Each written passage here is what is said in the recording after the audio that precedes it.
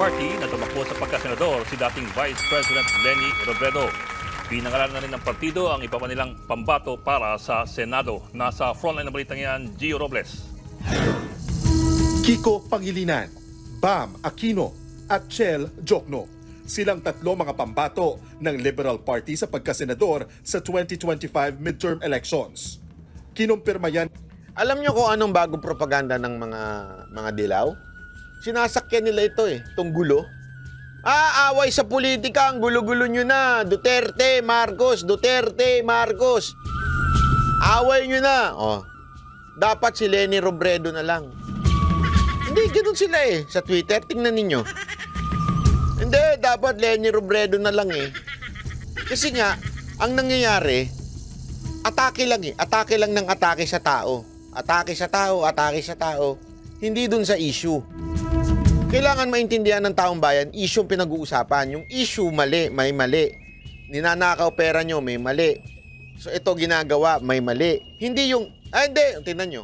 Anong palabas nito? Pag tiningnan nyo yung palabas nyo mga yan, gusto nyo ba ng maayos na bansa? Walang awayan.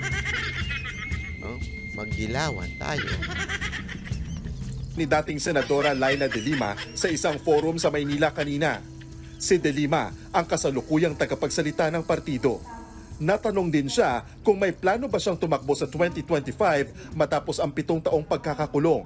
The political climate is not that easy, especially for me that I just came out of jail, I have no resources, and I'm still really trying to reinforce whatever support I have. Bukod kina Pangilinan, Aquino at Jokno, may isa pa raw nililigawan ang partido. Yan ay si dating Vice President Leni Robredo. We are still convincing VP Leni to also run under the same slate, and maybe there's a higher or greater chance at success with the VP Leni leading the pack. Wala pang opisyal na pahayag si Robredo kaugnay rito. Pero sabi ng dating tagapagsalita ni Robredo na si Attorney Barry Gutierrez, bukas daw sa posibilidad ang dating bise. She's definitely thinking about it, and definitely yung mga pahayag ng mga alyado tulad ni Senator De Lima, magiging konsiderasyon yan dun sa kanyang magiging desisyon for 2025. Ayon naman kay dating Ifugao Representative Teddy Bagilat na Secretary General ng LP. Talagang nangangarap ka pa? Di nyo nga naayos yung bagyo nung nasa pwesto ka. May mga naririnig daw silang mas gusto ni Robredo na tumakbo sa kanyang hometown sa Naga City, Camarines Sur. Definitely, if she wants to run for the Senate, she has to decide now. If ever she's going to run in 2025, she's more inclined to run in Naga. Because yung congressman doon, LP Congressman Gabby Bordado is ending his term. So, strategically also for the Liberal... Alam mo, maganda yan. Diyan ka na lang magkalat sa Naga. Anyway, bagay ka naman dyan. Sakay-sakay ka ng bus. Diyan ka na lang. The party would like to maintain that seat. Ayon pa kay De Lima, inagahan na nilang paghahanda sa halalan para hindi umano matulad sa kinapos nilang kampanya noong 2022 elections. We have to start early. The preparations have to start early. That's the complaint last time that the VP Leni's campaign came a little bit late, and it was late. Ayon naman sa isang political analyst, magandang estratehiya ito para sa Liberal Party. I would call them real opposition, Kasi sila naman talaga ang boses ng totoong opposition, I think it's about time for the Liberal Party. Kita nyo yung packaging dyan, Sila naman talaga ang totoong boses ng oposisyon.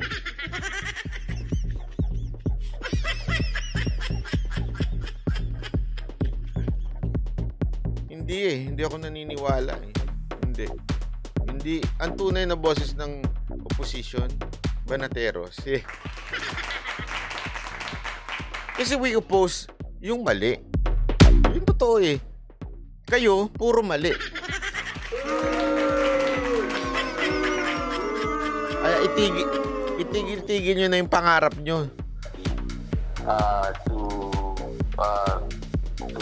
make a comeback in the midterm elections. Kaya political analyst lang siya. Hindi siya yung tinutukoy ko. Sinusubukan pa ng News 5 na makuna ng pahayag sina Pangilinan, Aquino at Jokno. Nagbabalita mo Si Bam Aquino talagang pabalik pa. Kapal din ang mukha mo, Bam, ano? Akala mo talaga may pag-asa pa mga Aquino, no? Hindi, yun talaga ang feeling nila eh. May pag-asa pa sila. Wala na. Suko na kayo. Tigil nyo na yung pangarap ninyo.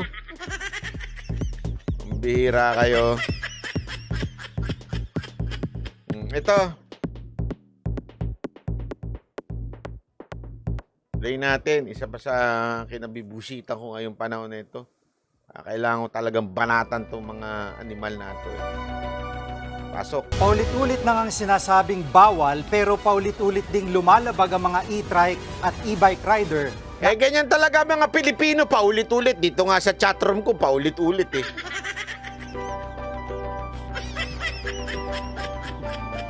Paulit-ulit talaga eh. Bawal tumawid, tatawid.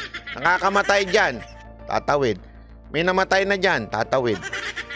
Yan ang paulit-ulit. Ayaw pa Tapos sasabihin, nagtatrabaho lang naman kami, tumatawid lang naman kami. awat sa pagdaan sa EDSA.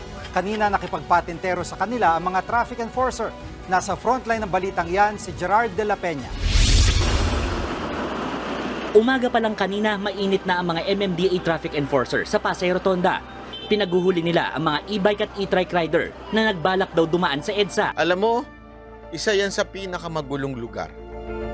Yang Pasay. Napakawalang disiplina ng pasensya na kayo mga taga-Pasay. Pero diyan sa ilalim ng Pasay, Taft, Rojas, ewan ko ba, may mayor ba kayo?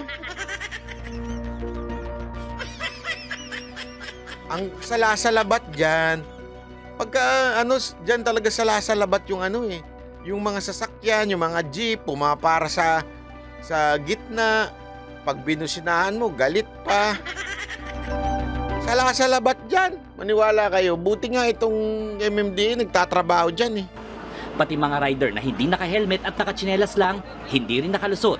Kahit ano pa ang kanilang palusot. Kagising ko lang eh.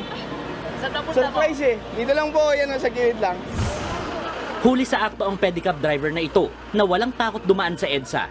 Abay nakipaghabulan pa siya sa mga enforcer. Galit pa yan, galit pa yan, galit pa yan, galit pa yan. Ginatanggalan nyo ng trabaho eh. Anti-poor kayo. Anti-poor kayo. Pagtatanggol na naman ng mga congressman yan. Kaya bakit nakapaghabulan pa kayo? Hindi sir, ano po. Sensya na po sir. Wala ring nagawa ang mga may-ari ng mga e-trike na ito nang hatakin isa-isa ng MMDA dahil nakaparada sa bangketa. Kahit nangihinayang, hindi na sila umalma. Mahalaga po ko sa amin yun eh. Kasi ginagamit po namin pang igib po yan. Dito sa ilalim ng Ortigas Flyover pansamantalang nai-impound yung mga nahuhuling e-bike, e-trike at pati na rin mga pedicab. Pero dahil wala pang national policy dito, walang bayad kapag tutubusin ng mga ito. Yun nga lang, yung mga may-ari nito ay kailangang umisip ng paraan para maiuwi ang mga ito. Eto. Kaya nga, in line with that, ganyan kagulo sa Pasay. Dito naman sa Maynila at saka sa Taguig, meron na silang ordinansa. Sana sundin na. Okay? Mas maghigpit na rin ang mga City Hall ng Maynila at Taguig sa mga e-bike o e-trike. Sa highway po... Malalaman mo talaga kung sino yung functioning LGUs, no? Alinsunod sa dati ng memo na Interior Department. Ang isa sa mga lungsod, ipapa-impound na raw ang sasakyan ng mga pasaway. Nakatutok si Joseph Moro. Nakapaskil ang babala na bawal ang tricycle, tok-tok, pedicab at electric o e-bike sa Taft Avenue sa Maynila. Pero may terminal ng e-trike at tricycle sa mismong Taft. Alam naman daw ng ilang driver gaya ni Danilo. Mayor! Sino ba ang bagong mayor na Maynila? Madam Hani. Naku po, suportado pa naman kayo ni Yorme. Kaya lang, tulad na sinabi ko, pag tama, palakpakan. Pag mali, banatan. Madam Hani, meron na po kayong ordinansa dyan. Kulang sa pagpapatupad.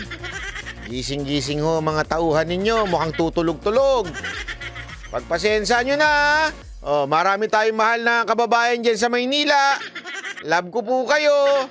Pero gawin natin ang trabaho natin, mga sir, mga ma'am. Medyo gising-gising. Kasi alam ko, makukulit, matitigas ang ulo niya mga yan. Pero pagpasensya nyo na, saan ho ba nanggaling niyang ordinansa? Sa mismong opisina ninyo, sa LGU, sa mga counselor ninyo. So, ibig pong sabihin yan, mga sir, mga ma'am, ipatupad nyo yan. Kung hindi, bawiin nyo na lang yan. Hindi, ako naman naintindihan ko naman. Mahirap talagang ipatupad yan. Napakahirap at tigas ng ulo ng mga Pilipino. Pero simulan nyo na ho. Simulan nyo na ho. Ako, Madam Hani Lacuna, believe sa inyo si Mayor Isko Moreno. Believe na believe po sa inyo yon. So, ako din, magiging believe ako sa inyo. Okay? Kaya nga ho, sinasabi ko dito, hindi ho para kayo batikusin, para ho panawagan sa inyo, Madam Hani Lacuna. May mga pinagbawal nyo na nakakahiya, may paskil dyan, tapos meron palang terminal dyan. Asa na ho yung city administrator nyo ngayon dyan? Sana ho, galawin na natin yan kasi mapapahiya ho. Sayang naman yung iniwan na legacy ni Yorme na umayos yan, naniniwala ako kaya iniwan yan sa inyo, kasi kaya nyong ipagpatuloy. Di ba ho? So, Madam Hani Lacuna, believe po ako sa inyo, gawin nyo po yan, trabauhin ninyo. Sana hindi na ho maulit na may makuhanan ng ganyan para hindi naman ho tayo mapahiya pare-pareho dito. Kasi kakampi nyo ako pero mapapahiya ho tayo pagka hindi nyo inayos yan. Yun lang po. Nabawal sila sa mismong TAF. Sa mga iskinita lang po daw kami, ang sabi. Wala naman po kami magiging pasahero sa iskinita. Hindi pa makukulit, sir Pero titikitan natin yan, sir. Paano mo titikitan? Wala naman po atang lisensya yan, sir.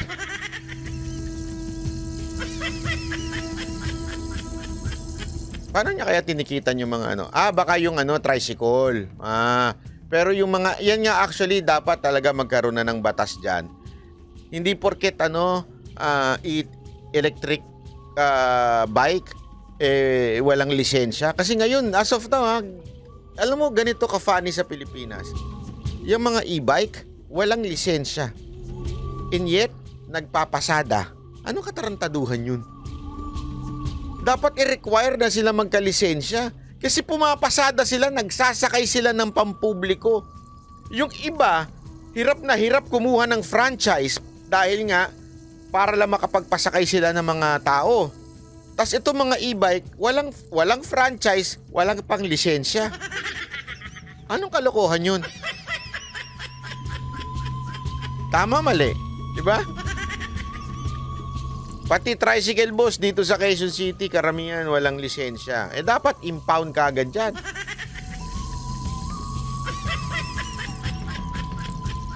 Hindi, kaya nga dapat talaga, alam mo, kasi, alam mo, one time pa nga meron pang nando sa gitna.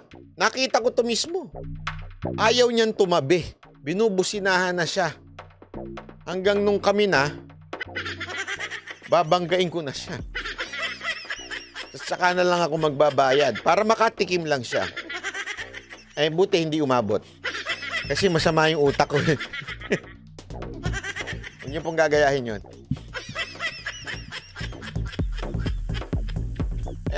Sana po, matuto naman tayong sumunod. Alam mo, hindi naman kayong mga tricycle, e-trike, hindi naman sa pinipigilan kayo sa trabaho nyo. Yung palusot nyo na trabaho namin to, hindi naman po yun ang issue dito Kaayusan ba?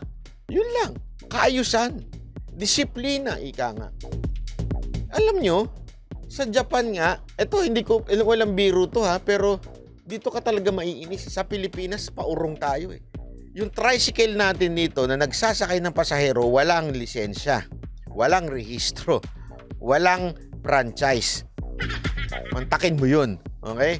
Sa ibang bansa, scooter lang. Yung 20 km per hour lang ang takbo. Kailangan may plaka. May lisensya nagmamaneho. May exam pa. Alam mo paano ko na-experience to? Antindi, sabi ko nga, iba talaga level dito sa nakakainis, nakakapikon. Para makagamit ka ng rental scooter na ini-scan mo lang. Walang kahirap-hirap ha. May da-download ka lang. I-scan mo. Pag first time user ka, kailangan mo magpadala ng picture ng lisensya. Kailangan mong masagutan ng tama yung mga question. I-review nila ngayon, ikaw. Ano ang batas dito sa Japan para gumamit ng scooter? May review? May quiz? Magre-rent lang ako ng scooter na ang takbo 20 km per hour. Hindi nga scooter na nakaupo nakatayo lang yung parang laruan. 'Di ba? Basta yung parang laruan ni scooter. Tapos kasagutin, bumagsak pa ako minsan Hindi biro kasi ano naman ang alam ko sa batas ng Japan. So doon, meron kang re-reviewin, parang rules nila sa app, nandun na sa app. Babasahin mo 'yun. Okay. Are you ready to take the exam? Click. Click mo. Tapos lalabas na. Ganyan. Tapos pag hindi umabot ng 7 tama yung sagot mo, ulit ka. Babalikan nila uli para mag-review. Ganon. Para mag-review uli. Bumagsak ako noona. Kasi, syempre, iba yung batas nila. So, it's a matter of memory, di ba? Yung memory ko medyo pasmado na. Hindi na masyadong So, ni-review ko uli. Tapos sumunod, pumasa na ako. That's the only time na pwede mo nang gamitin yung scooter. Pag nadisgrasya ka, gumawa ka ng mali, yung lisensya mo na andoon sa app, kaya hindi ka lusot. Ganun katindi. Di ba? Sa atin, bili ka lang sa kanto ng e-trike. Tapos ipasada mo na sa mga bata dyan. Dali mo sa eskwelahan. Kung may madisgrasya sila, bahala sila sa buhay nila. Ganun Hindi ko sa nilalait tayo mga Pilipino Pero yun yung padisiplinahin mo na lang Pwede dumaan kayo sa tamang lugar. Huwag naman kayo dumaan sa highway kasi talaga nga namang mabagal ang e-trike So makakasagabal ka sa traffic. Hindi ano dahilan? Kung dadaan kami doon, paano na yung namin? Paano na ang negosyo namin, trabaho namin? Paano kami magano diyan? Wala naman kayo sasakay diyan sa iskinita. Dapat doon kami sa karsada. Gusto niyo sa EDSA na lang kayo. Sa busway na lang kayo dumaan. Ayun nga pala, dumadaan na sila. Ayon sa Manila City Hall Impound, ang parusa sa mga mahuhuling e-trike o e-bike dahil walang rehistro ang mga ito. Pero si JR may ipinakitang permit na binayaran daw nila sa City Hall. Para hindi ka mahuli. Kailangan talaga may ganito katapos may body number ka. Hindi naman kami nandito para tanggalan ang mga mamamayan ng kanilang mas affordable way to transport as long as nandoon sila sa mga local. Actually, tama nga yung ginawa ng Maynila pinarehistro mo na nila habang wala pang kasi ang problema walang batas dapat magkaroon na ng department order. Ewan ko kung kaya ng department order yan na para magpa-rehistro itong mga e-trike. Pero since wala pa silang ORCR, so gumawa muna ang Maynila ng ewan ko kung legit yun pero kung legit yun, that's a good step para at least may accountability. Ika nga. Kasi magkakaroon na ng body number yan. So pag nadisgrasya, meron sila listahan kung sino yung driver. Habang natutulog pa ang LTO, kanya-kanya na muna tayo itong mga LGUs. Ngayon, maganda nga dito sa LGU ng Maynila at saka ng Taguig, pinagbawal nila sa main road. Ang problema ngayon, implementation. So sana sa Maynila, Attorney Princess Abante, ito'y anak ko ng isang congressman. Alam ko anak ko ito ng Congressman Abante. Alam ko matino ito Magaling itong abogado na ito. Madam, baka pwede mo ma-suggest sa inyo na yung implementation. Alam ko mahirap kasi ang titigas ng ulo ng mga tao ngayon. Alam mo yung ang titigas ng tao dyan. Pero kaya nga naging effective si Yorme dyan. Naalala nyo, nililinis ni Yorme yan. Nakikipagsagutan pa sa kanya yung mga tao. Kaya lang batang kalsada si Yorme. Kaya naayos niya, 'di ba? Sana po maayos ng implementation. Roads at wag sa national roads. Sila lang nagsasabi sa gabal kami. Naghahanap boy lang naman kami. Ano mga dahilan nila? Sila lang sasabing sa gabal kami. Naghahanap buhay lang kami. Sir, hindi kayo humaharang sa karsada? Ay, naglulukohan pa tayo eh. Pumaparada nga kayo sa bangketa eh. Pumaparada nga kayo kung saan-saan. Naka-video na nga. Hindi kayo nakakaperwisyo. Wala nang jeep yan. Papunta ng pier. Pag binawal to, anong sasakyan nila?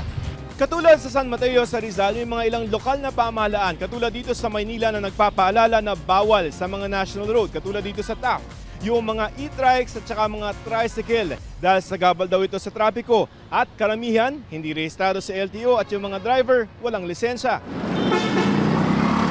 Pabor sa pagpaparehistro ng mga e-bikes ang Maynila. Kasama sa pag-register nito is the proper education ng owner at driver. Also, Tingnan mo, nasa top hindi daw sila sa gabal.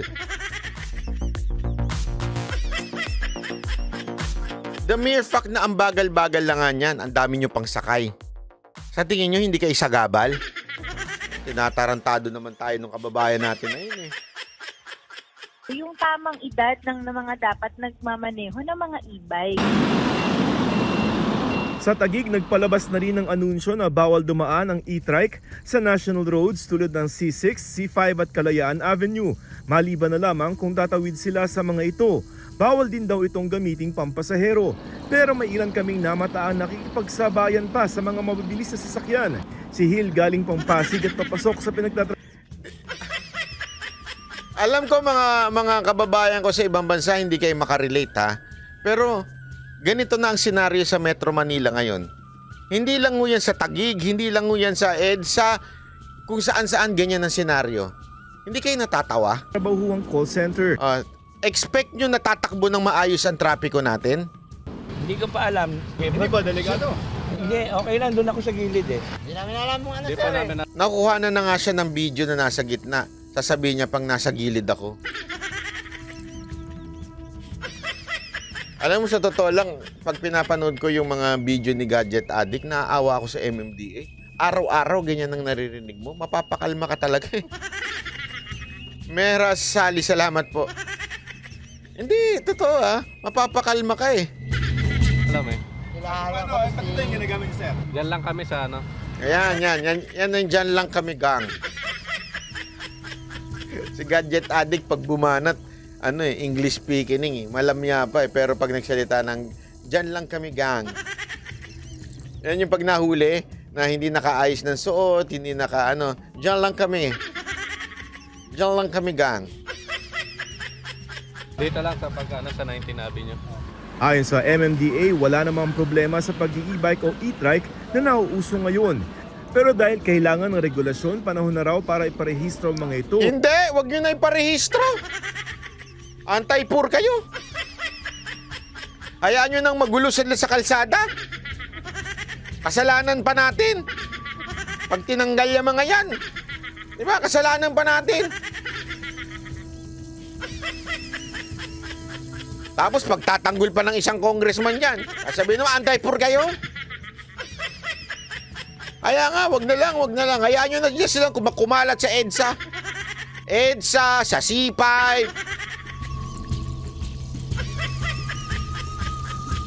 At i-require ang driver's license sa mga magmamaneho nito. Lalo't ayon sa MMDA, nasa lampas 500 ang naaksidenteng e-bike sa Metro Manila noong 1 taon. Matatanda ang sinabi rin ng technical working group na binubuo ng mga representante ng iba't ibang traffic agency at LGU. Hindi naman sila nakakasagabal, paano sila naaksidente?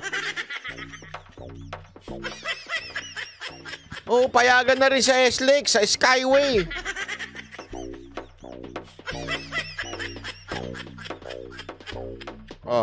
Paano ba? Mura ng kotse, mura na e-bike, darating ang araw, hindi humura kotse dito, mahal. Alam mo kung bakit ang dami nakakotse? Kasi ang mura ng down payment at ang daling umutang. Hindi, walang biro. Totoo lang, ang mahal ng kotse natin compare sa kotse sa ibang bansa, mas mahal sa atin. Ang tindi ng tax dito eh. Kaya nakakabili, paano? 0 down payment. Mga Pilipino, lalo na yung mga pasosyal, I want car. Kahit wala namang pera, I want car. Paano na yan? I just look for sugar daddy. Yung sugar daddy, nakangkang na sila. Nagsawa na sa kanila, iniwan na sila. So, ang dami totoong senaryo yan, ha? Ang dami ngayon na binabawing kotse. Kasi siyempre, tanda mo, ang mga sugar daddy, ganyan naman ang sasabihin. Hindi, sige, akong bahala sa'yo, kukuha kita ng sasakyan. Ginawa naman sa sasakyan. Tapos makangkang niya, tapos na, napagsawaan niya na mga ilang buwan. Mga 3 buwan, 4 na buwan, napagsawaan niya na. Kasi kinuha na ng kotse. Parang sa madaling salita, yun yung bayad niya. Nung iniwan niya na, ginost niya na. Ito naman si ate, ay wala na si sugar daddy ko. Hanap ako ng iba. Hindi siya makahanap. So, ayun. Hindi, yun na nga ang problema. Hindi nakahanap eh. So, kaya ang daling makakuha ng kotse ngayon. Ang dami na. Ang dami nakakotse ngayon. Pansinin mo, ang gulo sa kalsada. Bakit? Babae.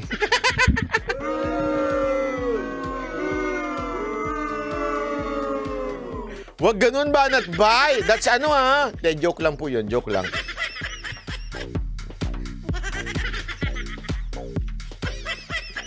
Kaya ang gulo-gulo sa kalsada ngayon, 'di ba, Garski, sa Pilipinas ang gulo sa kalsada, ang dami kasing mga babaeng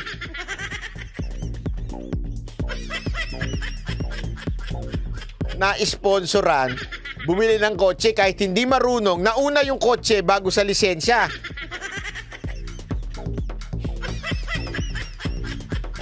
Oy, totoo yan. Baka akala ninyo hindi totoo yan, ha? Totoo po yan. Sa Pilipinas, ewan ko nga ba't ganun ang batas sa atin. Sa Pilipinas, makakabili ka ng kotse kahit wala kang lisensya. Ibig sabihin, kunwari, kung may driver ka, okay lang. Pwede naman pakita yung lisensya ng driver eh. Sana ganun, di ba? Hindi, sa atin, pag-aaral sila pag nakabili na sila ng kotse. Syempre, nakaganon pa magmaneho yan. Pagliliko, bago makaliko, abutin ng 1 minuto. Sagabal sa kalsada pala. Sorry naman, joke lang.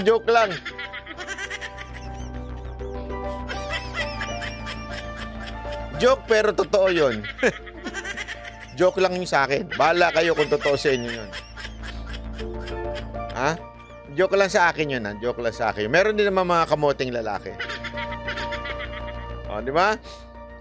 Di ba chine-check yung credit status? Ano yun?